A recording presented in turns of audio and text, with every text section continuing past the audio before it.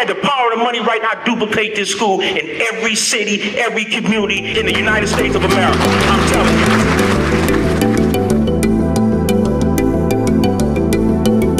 I want all of you guys to know that I'm no different than you guys. I'm just a homeboy from the neighborhood who decided one day that he was going to change his life. Sometimes we got to go back where it began in order to change the future. I came from a house, a home, well, let me say the projects, the apartments, just like a lot of y'all come from. I didn't have a mother and a father in my home when I grew up. I never woke up in my whole life and said, good morning, mommy, and good morning, daddy. Never. We never had a cookie jar in our kitchen. We never had a fruit bowl sitting in the middle of the table, or a refrigerator that I can open up in the morning and have choices of what I wanted for breakfast and dinner. I come from a generation of poverty. And let me break down what generational poverty means. See, my great-grandmother, grandfather didn't read. My grandmother and grandfather didn't read or write. And my mother and father didn't, because education wasn't valued in our home. No one ever stimulated my mind when I came home, or we sat at the dinner table at 5 o'clock in the evening like most families do, and someone asked me what I want to do when I grow up. What I want to be. What's my dream?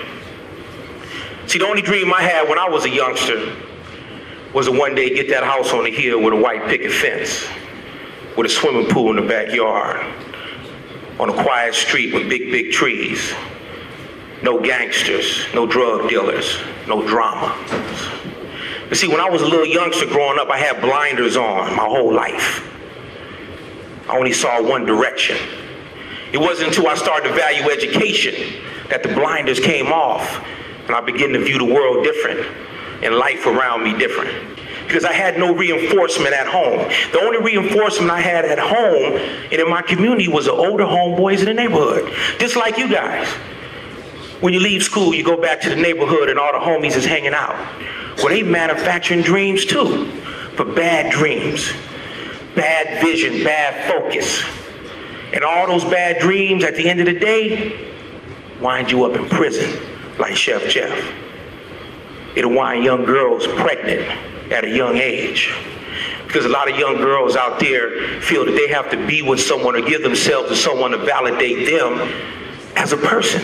Just like the youngsters out there selling drugs on the street because they want all the gadgets and the trinkets that they feel that they need to validate you and make you feel like you somebody in the neighborhood.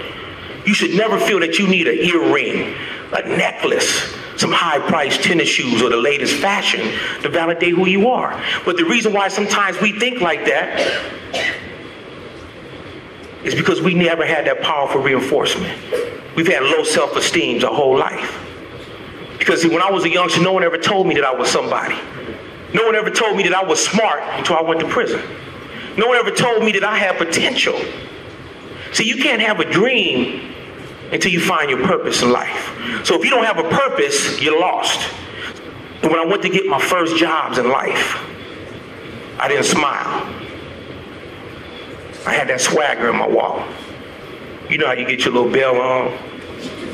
Y'all know this walk, huh? I still walk like this, but I gotta catch myself and straighten it up. Because see, my whole life, I always walk cool. It took me years to walk straight with posture. It took me years to walk like that. It took me years to smile. Because we come from an environment where you don't have nothing to smile about. So one of the things I did when I went into the workforce, after I got out of prison, I went and got my teeth fixed. The $2,800 grill I have right here, see that? Because I understood the importance of a smile.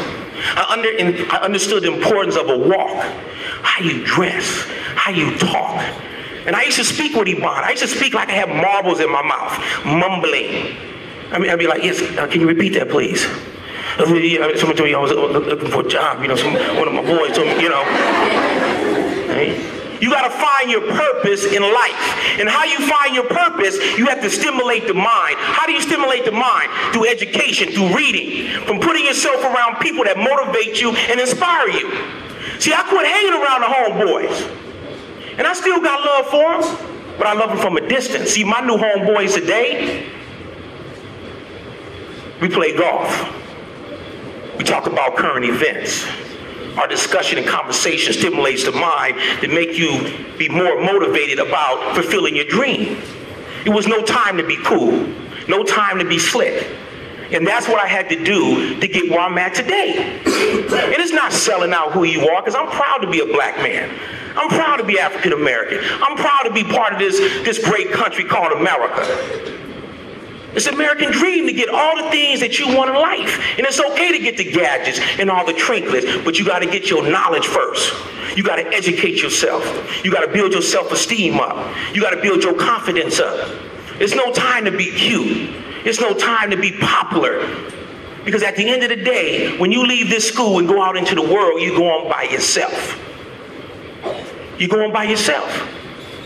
So when they teach y'all table etiquette, when they teach you self-presentation, pulling your pants up, get that swagger out of your walk, quit trying to be cool, learn to smile, send off that warm spirit about yourself.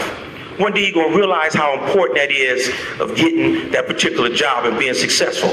But you know the most important thing that I feel good about in my life is that I'm breaking the cycle in my family. Education is powerful. I'm obsessed with knowledge. I read my first book when I was 28 years old, called Black Men, Obsolete, Single, and Dangerous. And that book opened my eyes. It allowed me to see who I was as a person. It made me stand up straight. It made me inferior to people who are successful, people who I've never associated with. You know, because I was down with the brother thing back in the days. I got white friends, Jewish friends, Muslim friends, Hispanic friends, Asian friends. I don't have homies no more because they don't make them like they used to. I build powerful relationships with powerful people who create opportunities, who open doors for me so I can have my house on the hill with a white picket fence. Relationships are very, very important. Without relationships, I don't care how good you are in life, without having that polished brand, without having that marketable brand, without having that brand being contagious. See, when I used to go to work, I used to be the first in, last out, 2-3 hours early. And I was working in the union house, and the shop stewards and them used to get on me, because Henderson, man, why you coming to work so early, not paying you? So I don't care about the money. I wanted the knowledge. I wanted the information that was going to make me the best at what I want to be. That's what I had to do. My uncle is in prison. Do you have any advice for him not to go back? The advice I have for your uncle in prison is to do the time and not let the time do him. He needs to read books. He needs to look in the mirror. He needs to find his soul. He needs to find his purpose in life. And he needs to know that he has a beautiful niece out here who has a dream. And that he needs to get out and be a role model to you and change his life.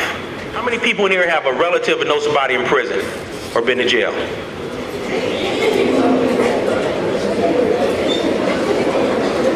All right. See, this is a whole nother assembly right here that we can do on this. How do I deal with the criticism when it comes from my past? Well, at the end of the day, I'm always going to be a convicted felon. And that's the price I had to pay, and I'll never forget that. What I was able to do is diffuse the prison stigma, make the felony jacket go away. And that came from building a brand. You know, speaking well, dressing right, building the right relationships, getting in the right circles, and which allowed me to get through doors that normally most people who have been to prison can't do. You know, not just people who've been to prison. I mean, there's people who can't get a job who have college degrees. It's all based on yourself. It's based on your brand. It's based on, you know, what do you want to do in life? How do you go about getting there? How do you go about taking care of that opportunity? If you look like, walk like, and dress like people who are portrayed negatively in the media, if you look, act, and walk like people who feel intimidating or feel threatening to the power structure or whatnot, it's like you almost have to put the game face on. You know, I'm still cool. You know, I like to wear my jeans and you know, and stuff, but I know that when it's time to have a game face on, you have to have a game face on, 9 to 5 image. I hope that what I said today have touched you, have inspired you, because I'm just a messenger. I'm just coming with a powerful message of hope, inspiration, and change, the American dream. And I knew nothing about the American dream 20 years ago, and it's real, and it's achievable. If I had the power and the money right now, I'd duplicate this school in every city, every community in the United States of America. I'm telling you.